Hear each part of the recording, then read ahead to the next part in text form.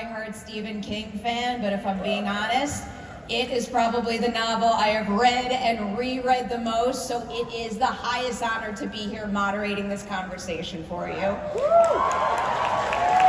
One housekeeping note for you. You're gonna see a bunch of clips from the show. You're gonna see these clips before anybody else gets to see them. Don't record them. Please and thank you. Watch them, enjoy them, celebrate the panel. It's gonna be a great time.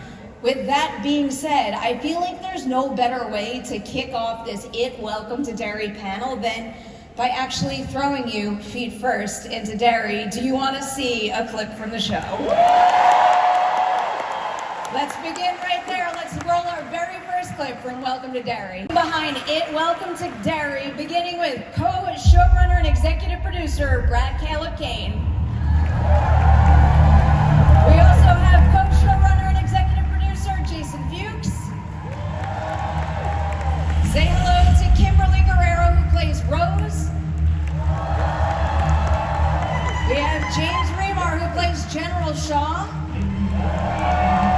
Please welcome to the stage Stephen Rider, who plays Hank. We've also got Taylour Paige, who plays Charlotte. Say hello to Jovan Adepo, who plays Leroy. We've got who plays Dick Howerin.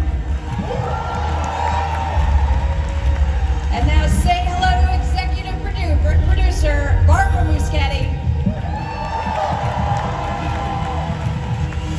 And we have executive producer and director Andy Muschietti.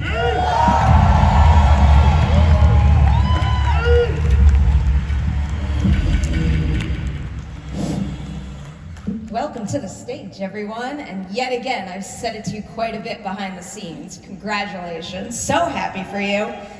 Let's dig into it. Andy, Barbara, I'm going to start with you. Can you tell us a little bit about what happened when you finished It Chapter 2? What made you think not only was there more story to tell, but that additional story demanded a series?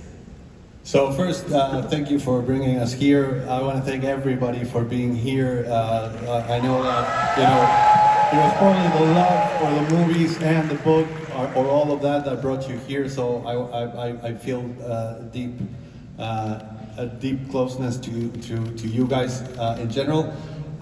So it all started in, as you say, around the time that we were finishing It Chapter 2.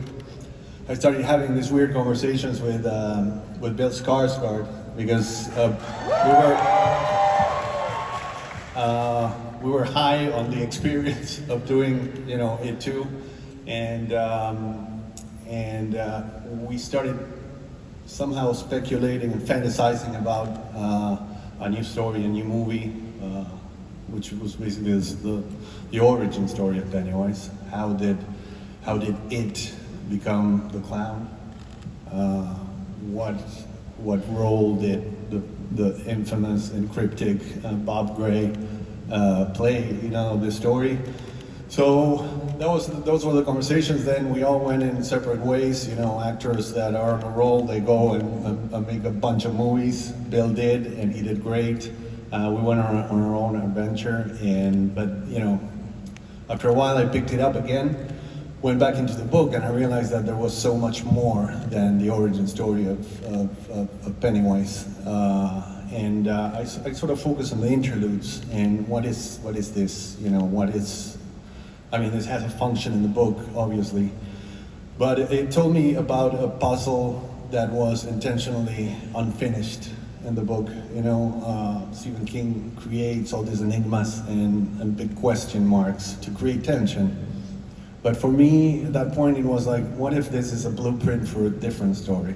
The interludes, for all of you who don't know, is Mike Hanlon, the loser who stayed in town, played by the way, by Isaiah Mustafa on It too, and Chosen Jacobs in Chapter 1, wonderfully. Where's Isaiah? Hey. There he is! Spotlight! So he wrote all this, you know, the interludes are a document that is the product of this investigation, which is a very fragmented document where he compiles all the experiences of people in the past and where he tries to basically figure out what it is but it's inconclusive. It's inconclusive. It's all informing, you know, somehow what it is, but we are left with more questions than answer. For me, those interludes were kind of a blueprint for a different story, a hidden story, a story that is not told forward, but a story that is told backwards, and has as a final conclusion the events in which it became Pennywise. Of course, there's more to it. There's a reason and there's a secret why we're telling the story backwards. I can't tell you now, but I guess you have to see the show. But it's a fascinating. What we found was really, we went into a deep dive into story creating, to put all these pieces together to create stories. And blend all these pieces of the puzzle together, but also we found, a fascinating story on our way there.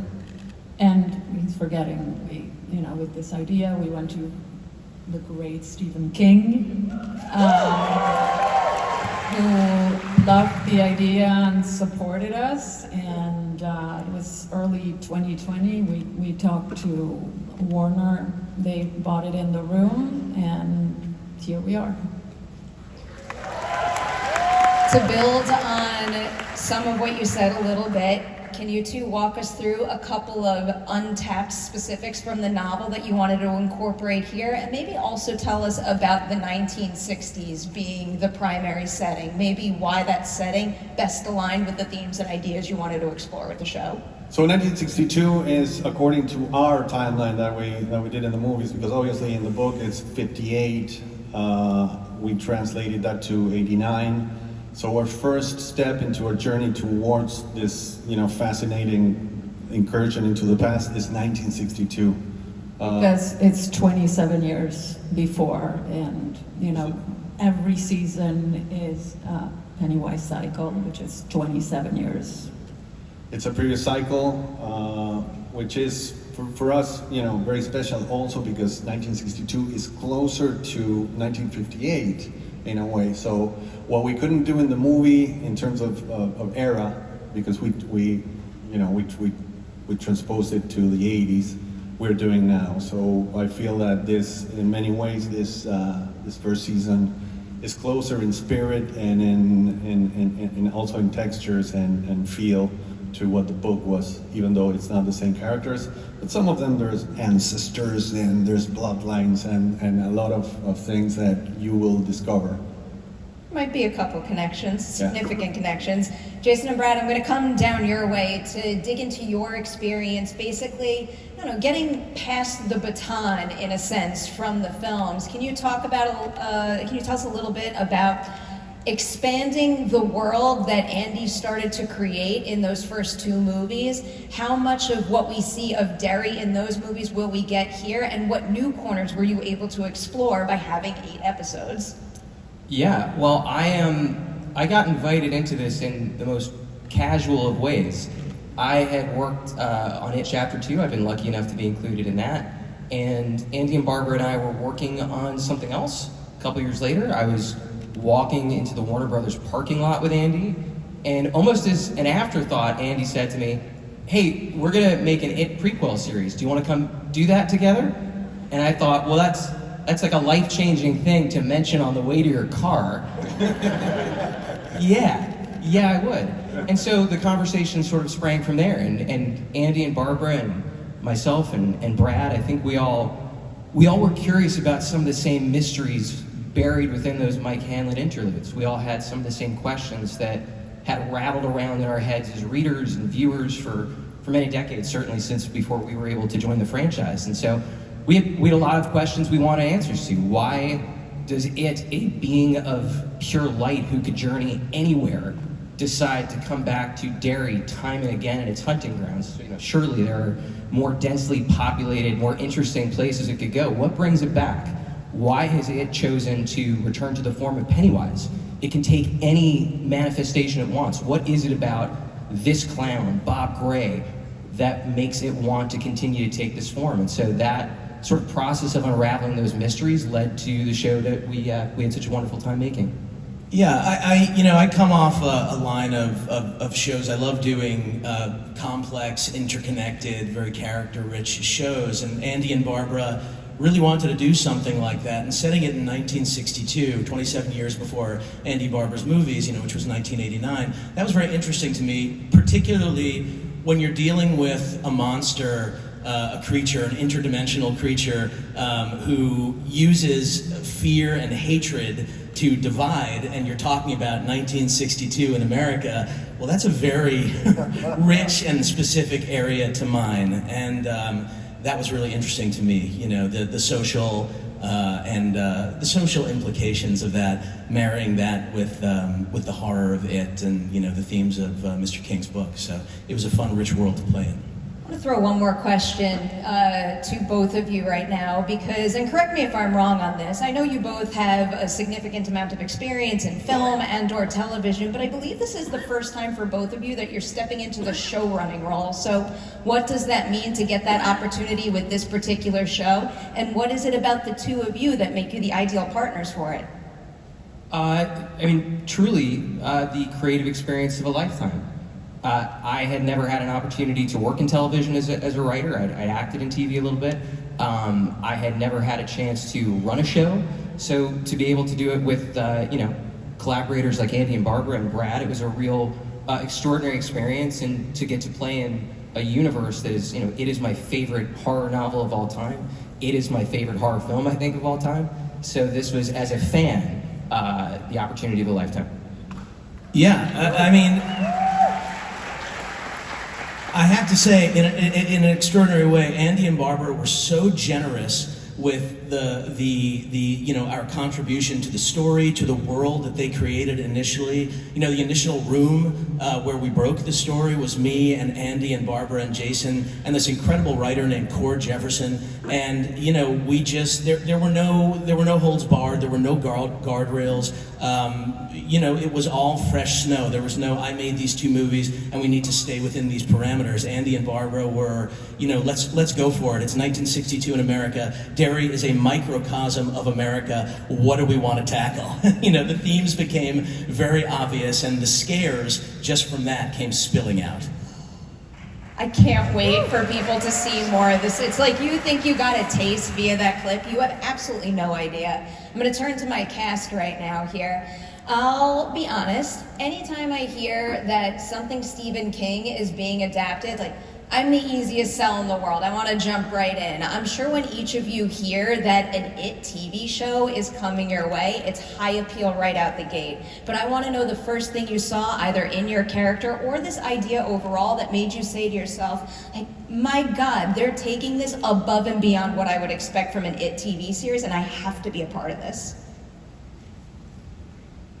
I think for me, the first thing that I saw was Andy.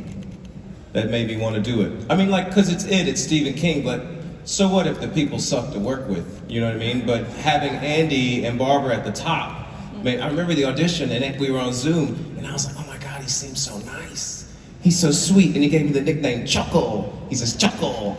And I like a nickname. So I was like, oh, if he's gonna love me, then I'm gonna love him back.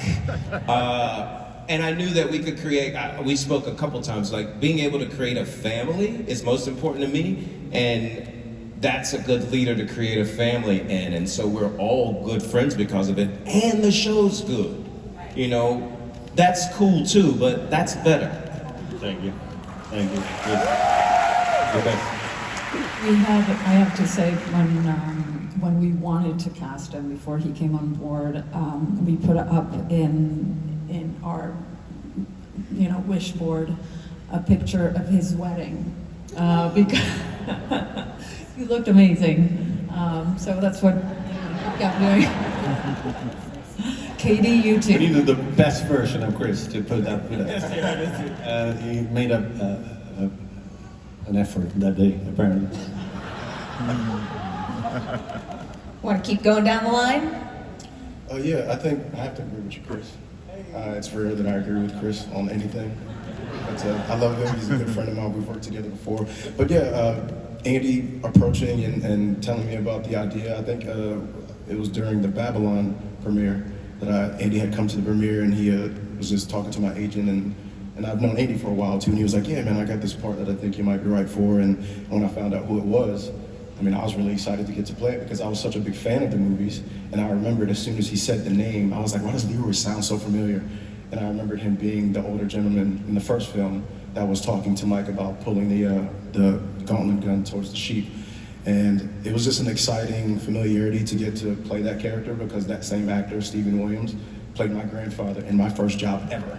So I was like, to get to play the younger him, I was like, this is amazing. And of course, to get to work with Andy and Barbara, who are brilliant, and to get to work with this brilliant cast and have Taylour as my handling partner, and get to work with Chalk again, and James and Stefan and Kim, just everybody. The experience of building a family and everyone being on the same collaborative accord of doing something that we're all passionate about. There was no way I was gonna just not do everything I could to get that part. Beautiful answer. Okay, so I've lost my voice. But I do, to everyone's point, it is a family. And we met on I think it was a Sunday Zoom, which is obviously a really strange day to Zoom, but we did. And it was like 2 hours. And we have this matching tattoo, Barbara and I, that says "Fear Not," basically. And it's Derry. What do you mean, fear not? It was a no-brainer. I very much wanted to work with them. And it was an incredible experience. I cannot talk.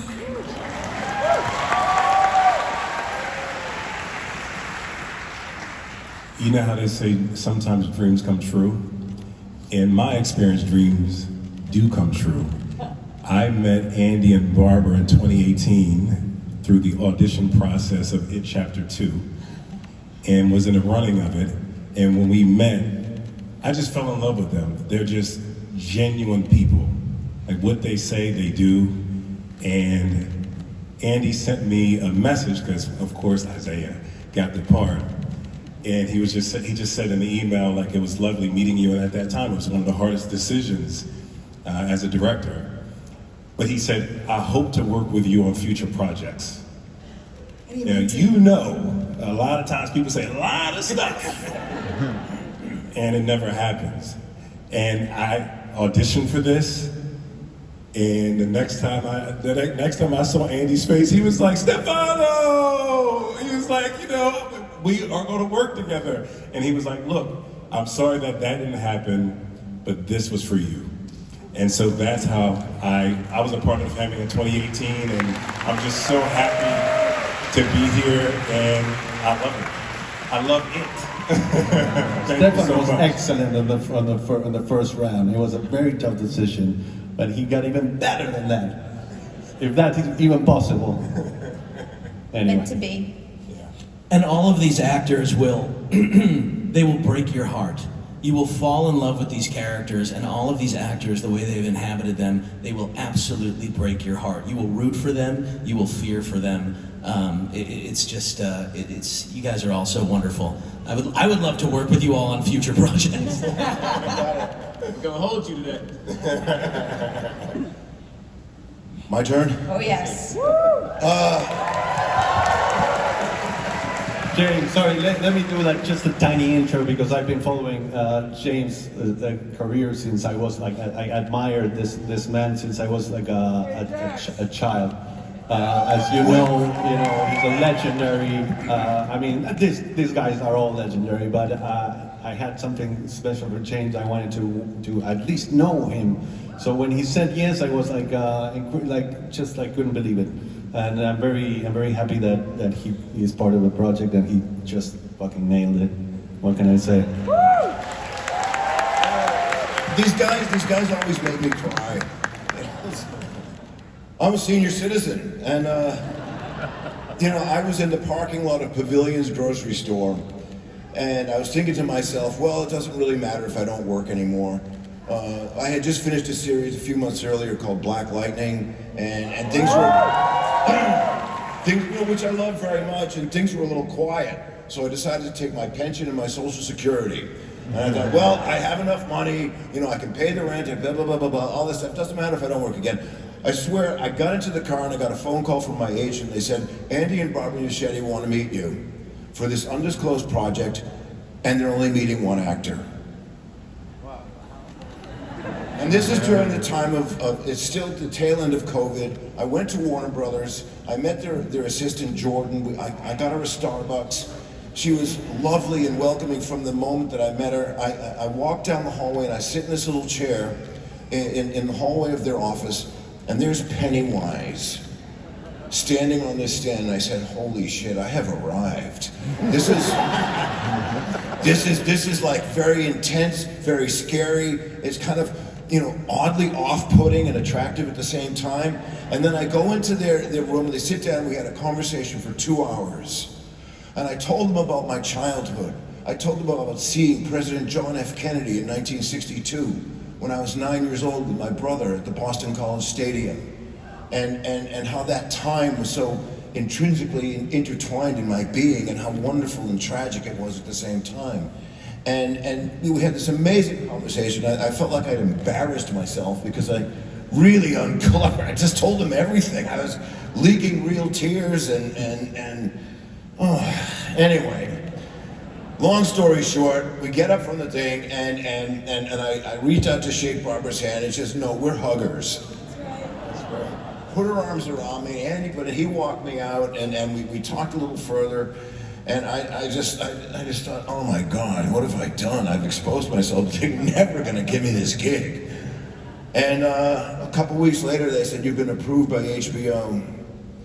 And they said, and I didn't know who General Shaw was. And then they started to unveil who this character was, who he represented, it was Strategic Air Command, the Cold War, brainwashing, all these wonderful things that I grew up with. I remember being a little kid and looking up in the sky and seeing Sputnik. And here they are bringing it to life again. I think it takes 60 or 70 years to really fully understand a period in time. And when you look at the 1962 clips and pieces of this show, I'm drawn back in time. I feel like I'm in the Losers Club all over again. It's truly extraordinary, and I feel like it's just beginning. And every single one of these people adopted me and treated me like the OG, and gave me love and respect. You hear a lot. I'm going to pass it on. So you hear a lot about how we form a family in these casts and these productions. These guys are my family. I love them deeply. Every day that I went to work, I looked forward to it. And me and Jovan did a movie shortly after, and it was such a reunion to be on a different set, but we had the memory of this one. No, I hope you guys feel like you're part of the family too. Because everybody left it all on the floor. Everybody left it all here for you, and we hope you really enjoy it.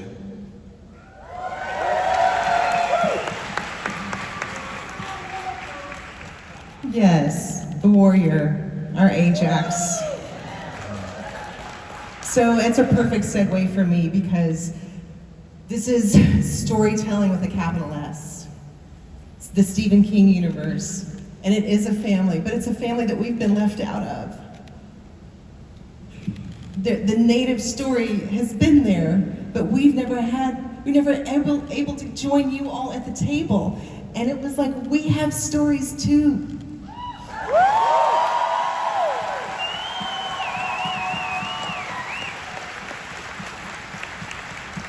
And boy, what a story. And boy, what a story. And so it was such a deep blessing and an entire life's work. I've spent my entire life working to bring our stories to the world. and to help give just give space for our voices. I have never been to a reservation or a Native American community that did not have a place where you do not go. You do not go because you do not know. I play a character named Rose. Rose knows. Okay?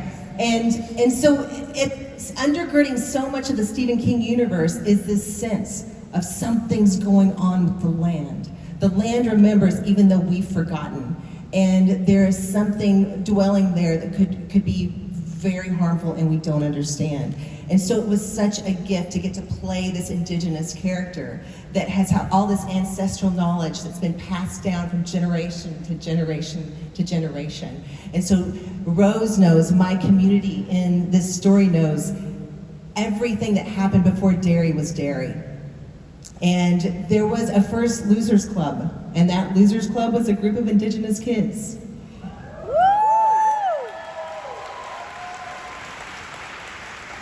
And my character plays a direct descendant of those kids. And so you're gonna get to be a part of our family as we get to tell this story and go dive deep into the origins of what terrifies us most about it.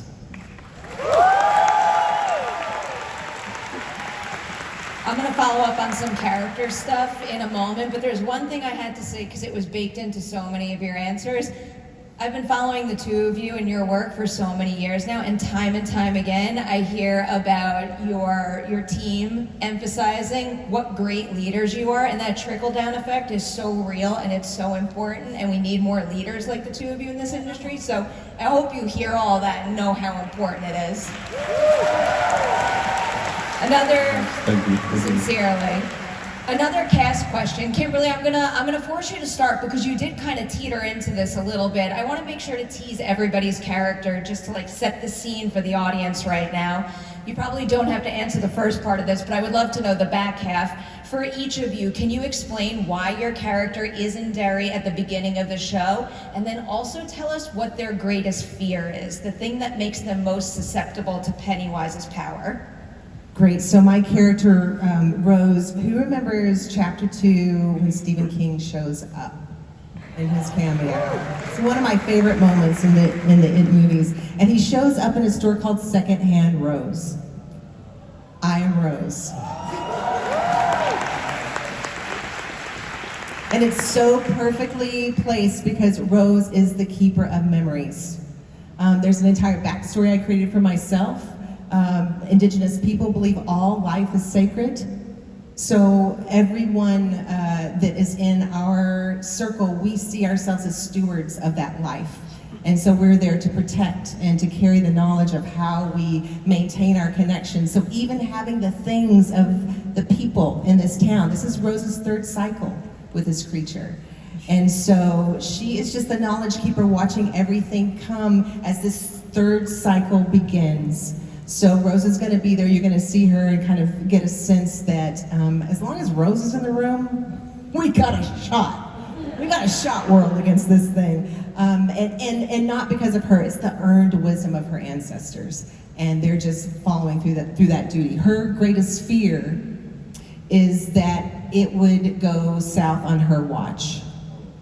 My cohort, my companion here is General Shaw, is considered the tip of the spear, you know, for this the most powerful military on the face of the earth. Well, Rose is the tip of the spear for the spiritual power of the earth, and what's kind of just maintaining kind of as much status quo as we can, as much peace as we can. So her greatest fear is that something would happen on her watch and she would not be able to protect the world from this malevolent force. All right, back down the line. Oh my gosh. Well, Francis Shaw, before he was General Shaw, was a little kid who was basically just with his dad in Derry and had nobody to play with. And you know, he didn't have any money, and he meets this beautiful little indigenous girl selling lemonade. And he didn't have enough money, and he only had 3 cents. But she was kind enough to give him, you know, a lemonade in spite of her buddies taunting me, and you know, I guess there was something about her that was a beautiful indigenous little girl, and they fell in love instantly. Now, she had a knowledge that I didn't have, and that was like, she don't go in the woods. And in the woods, there's this creature, and I confronted it as a 9-year-old, and it shattered me. And she saved me from it. And then we spent this summer of love together, as 9-year-olds can do. It was, you know, it was the Losers Club. It's running and jumping and playing and getting dirty and having fun and just falling in love completely, but without any of the entanglement of the post-adolescent stuff. And so then I was torn away. And I come back 50 years later, not as Francis Shaw, but as General Shaw. A guy who's essentially invulnerable. I've got this uniform with a chest full of medals and 3 stars on my shoulders, and I'm in charge of the Strategic Air Command of the Northeastern United States. Nobody's gonna fuck with me. And so, to make a long story short, well, you know, no fucking wimps, right? To make a long story short, I feel that my character is drawn back to Derry. It's something that is out of my control. I'm drawn back to Derry by accepting this assignment, by being involved, even though I've forgotten it, and in large part. But it's in the fabric of my being, and I go to Rose to get the inside story on what this whole thing is. That I've always had this thing that this is a weapon, because this thing is the thing that shattered my psyche the most. It was the most terrifying experience of my life. And so we go through everything to arrive at trying to harness it as a weapon. And what that speaks to in terms of my fears as this character is the sense of the loss of control. General Shaw has to become very rigid. You know, he has to be a leader, and he has to be warm, so that guys like, you know, Jovan, you know, Hanlon and Howerin can look up to him and want to follow him, much like Andy. And has to have certain warmth, but he's also very, very rigid. And so the loss of control is the thing that is my greatest fear. And I'm fighting it the whole time. However, we do get to meet our fears, and so we'll see what happens if and when I meet that Pennywise guy. Because I wasn't afraid of him. I really liked him when I met him. I play Hank Grogan, who runs the theater in Derry, and he's a projectionist. And, you know, in 1962, Black people didn't necessarily do, you know, we live in a time now where you can actually follow your passion and, you know, what's my purpose? But he found a job, I think that was a beautiful job for him, in that he got a chance to be around the townspeople. You know, he knows, you know, it's like certain jobs, right? As a projectionist, you see everybody in the town all the time. You see them in their good ways, you see them with their children, you just see everything. And he, like many of us, like myself, gets to escape from the world that he lives in by watching these incredible movies. And there's something about playing an ordinary person, because I do believe that through the ordinary, we see extraordinary things. And I believe that Hank represents that. In terms of fear, I would say love, or the lack thereof. You know, I grew up in a family with my grandmom and my mom and my sister, and if those ties were ever broken, I would have been completely lost. And I do believe that he lives like that. And the extended community, which is his family in terms of the theater goers, are a part of his community. And so if he ever lost that, I think he would be, yeah, he might be lost. Good tease. I'm sorry, I'm like adjusting along my chair. This isn't the right dress for this kind of chair. Okay, I'm gonna do my best with laryngitis. I'm Charlotte Hanlon. I'm this guy's wife. I think if you were to kiki with Charlotte, she'd probably be like, I don't know why the hell I'm in Derry. But I am a dutiful wife, and this is what we're doing. I decided to marry a flyboy. We've been together since we were like 14, and that's just what you do in 1962. You smile, you cook, but you have thoughts that you suppress, you have beliefs, you have opinions. Charlotte was marching we're from Shreveport, Louisiana. Charlotte was involved and has dreams, and she's a whole person, like everyone here. And I think in 1962, I think about my grandmother, who was born in the late 30s. What dreams died with people because of the year in which they were born, or where they were born, or what skin color they were born with. And so Charlotte very much loves being a wife and mother, but also has other interests and values helping people and contributing to society. I think what scares her is she has this sense, this sacral sense, that something is just not right. And ignoring that and something turning into something insane is very frightening. It's frightening to feel like you're losing your mind. It's frightening to feel hysterical and everyone around you be like, oh, we're good. Charlotte's like, are you sure we're good? I don't think we're good. And obviously being a mother, having a son, I am now a new mother, and now my heart lives outside of my chest. So I think that is very, very terrifying. Yeah.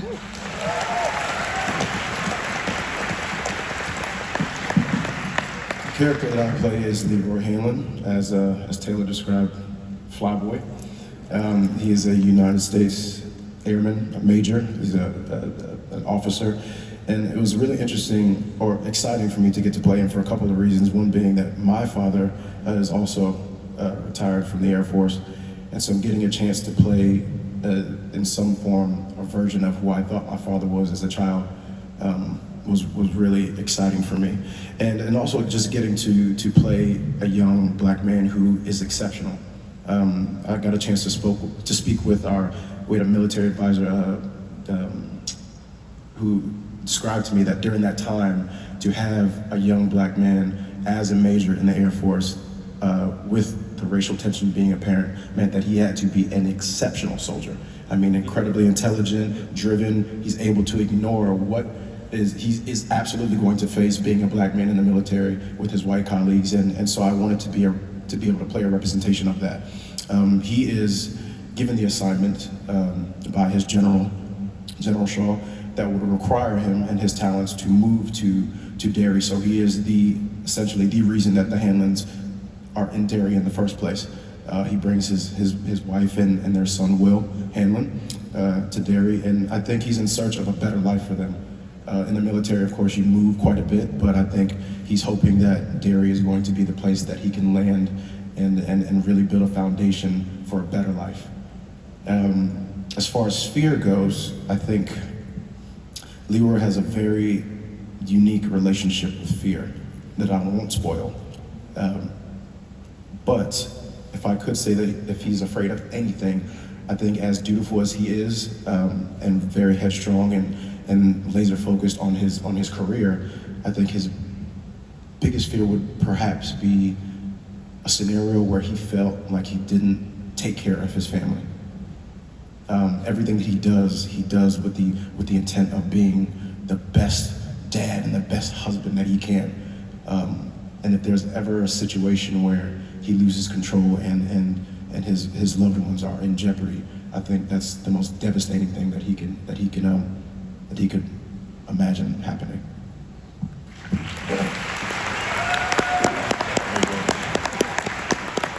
I have to mention, sorry, Chris, it just came to my mind. You would do that every day. If I may say something, Chris.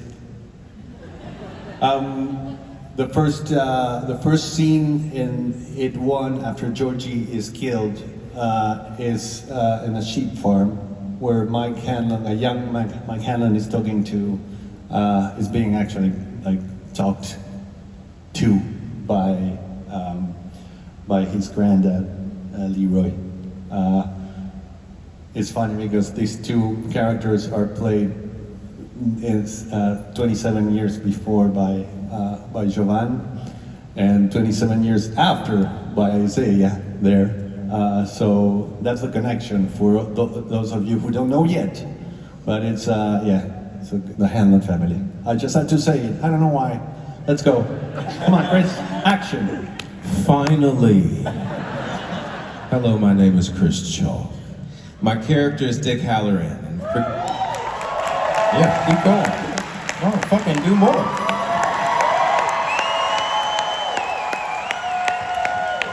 Okay, we don't have all the time. Relax. No, I'm serious. Dick is in Derry because Dick fucked up. And that's the truth. And you'll see the show and you'll get that. But Dick thinks all of these people are corny. He doesn't respect a single one of them. And that's the journey of Dick. Like, the Dick you know is super nice. Good luck with this Dick.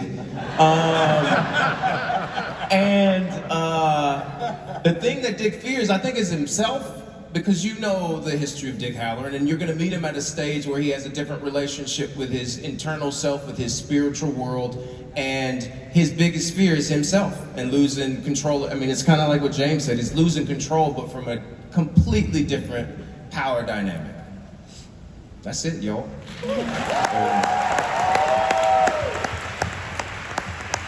Y'all want to see Chris in action? I need to say one more thing. Oh yeah, let's hear it. A lot of the questions yesterday while we were doing the junket is how did Dick Howerin end up in the show? And the truth is that Dick Howerin is in the It book. So this was Steve, basically. Meant to It's true, when people ask that question, I go, you didn't read the book. You not a big fan, are you? Yes, but I'll tease. I wasn't quite expecting everything you do with that character in this show, and I'm so excited for you to get to see it all, but right now you're gonna get to see a clip featuring Chris as Dick Howerin. Let's roll it.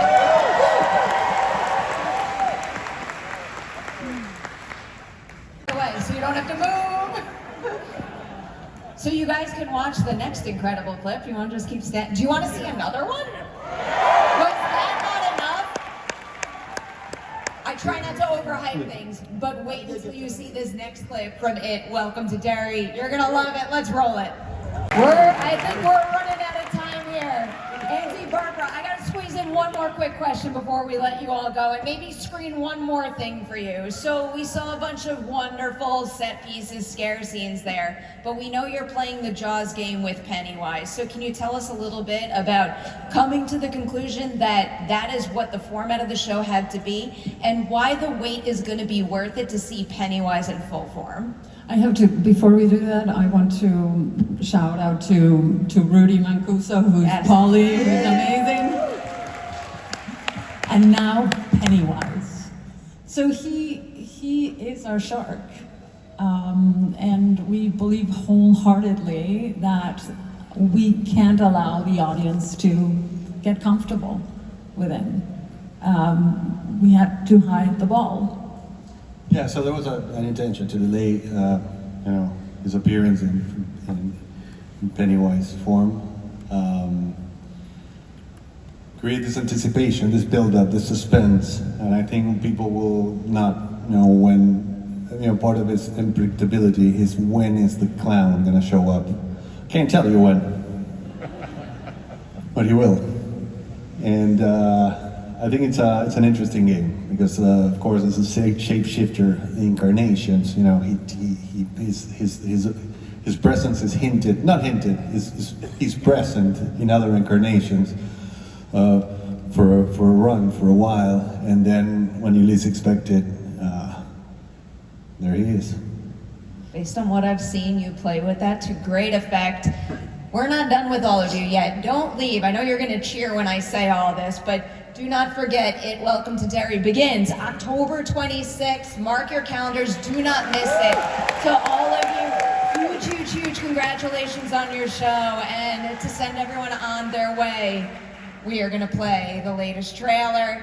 Enjoy, and don't forget to check out It Welcome to Derry. Red Band, right? It's the Red Band? Thank you. Red Band trailer. Thank you.